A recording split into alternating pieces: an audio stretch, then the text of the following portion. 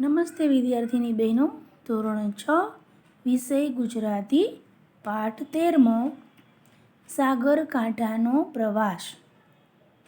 આ પાઠ છે તે આખો પ્રવાસનું વર્ણન કરતો પાઠ છે. તેમના પાઠના લેખક છે રઘુવીર ચૌધરી. તેમનો જન્મ 5/12/1938.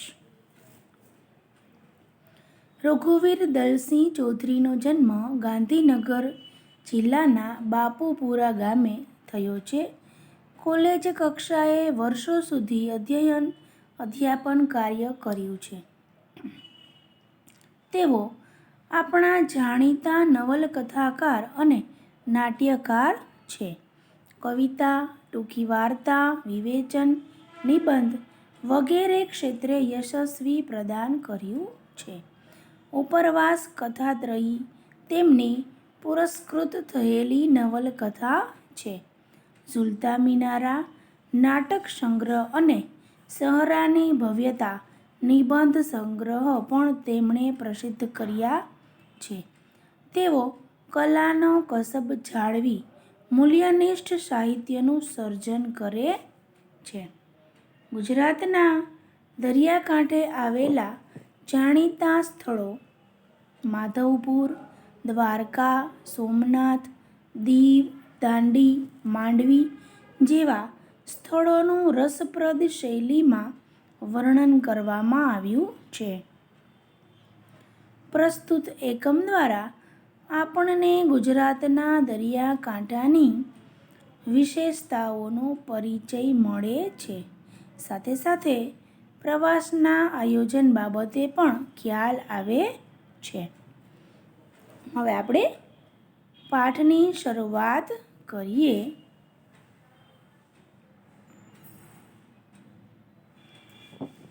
આ પાઠ છે એક વર્ગની અંદર ચર્ચા થઈ રહી છે. વર્ગમાં વર્ગ શિક્ષક સોમનાથે એટલે વર્ગ શિક્ષકનું નામ સોમનાથ છે. સોમનાથ સર છે, એ કોઈ સ્થળનું નામ નથી.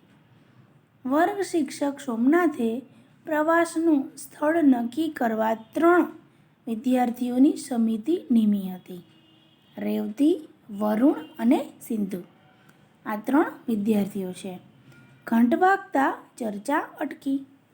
સોમનાથે પ્રવેશ કરવાની સાથે પાટિયા પર નજર કરી. એ ભૂગોળના શિક્ષક હતા અને કુદરત વિશેની કવિતાના ચાહક હતા. પાટિયા પર લખાયેલી પંક્તિઓ વાંચી રાજી થયા. વિદ્યાર્થીઓ સામે ફરીને બોલ્યા. કાવ્ય પંક્તિ વાંચે છે. રેલાઈ આવતી છોને બધી ખારાશ પૃથ્વીની, સિંધુના ઉરમાંથી તો ઉઠશે અમી વાદળી. આ પહેલાંના તાસમાં ગુજરાતીના શિક્ષકે આ મુક્તક લખ્યું હશે એમ માનીને સોમનાથ ભૂંસવા ગયા. ત્યાં રેવતીએ વિનંતી કરી, રહેવા દો સાહેબ, એ સુભાષિત જન્મદિવસની શુભેચ્છા છે.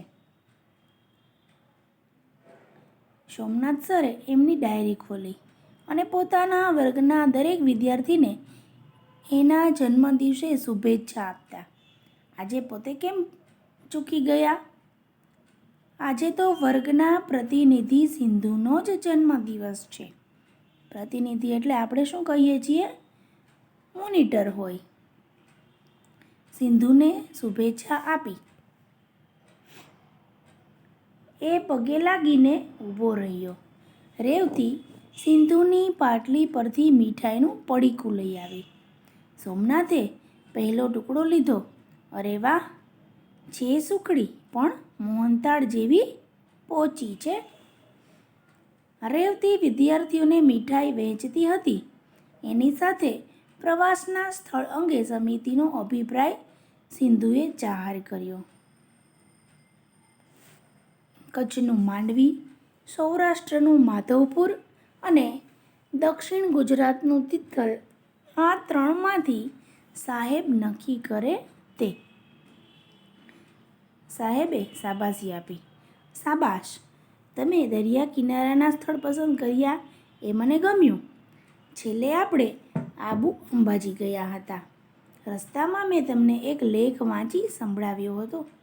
પુણ્યના પર્વત જેવા રવિશંકર મહારાજ. આપણે આ પાઠ આગળ આવી ગયેલો છે.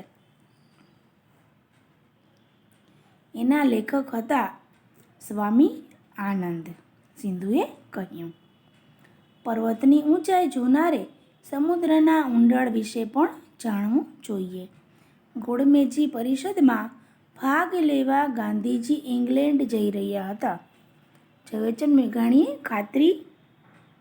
ખાતરી હતી કે બાપુ અપમાન વેઠી લેવાની ઉદારતા ધરાવે છે. તેથી એમણે ગાયેલું, સાગર પીનારા અંજલિ નમ ઢોળજો બાપુ. ગાંધીજી દરિયાદિલ હતા. એમણે કદી કોઈને શાપ ના આપ્યો, આશીર્વાદ આપ્યા. એમના હૃદયમાંથી અમી વાદળી ઉઠી. સાહેબ પ્રવાસનું સ્થળ નક્કી કરવાનું ભૂલી ગયા લાગે છે.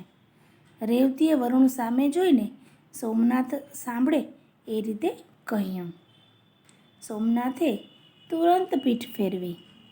મુક્તક ભૂસ્યા વિના પાટિયા પરની બાકીની જગાએ પશ્ચિમ ભારતનો નકશો દોરીને દરિયા કિનારાના સ્થળોના નામ લખવા માંડ્યા. છેક ઉપરના કોટેશ્વર નારાયણ સરોવરથી શરૂઆત કરી માંડવીના નામ સામે વાણ ચીતર્યું. પછી દ્વારકા, બેટ દ્વારકા લખ્યું. બોલો હવે શું લખું?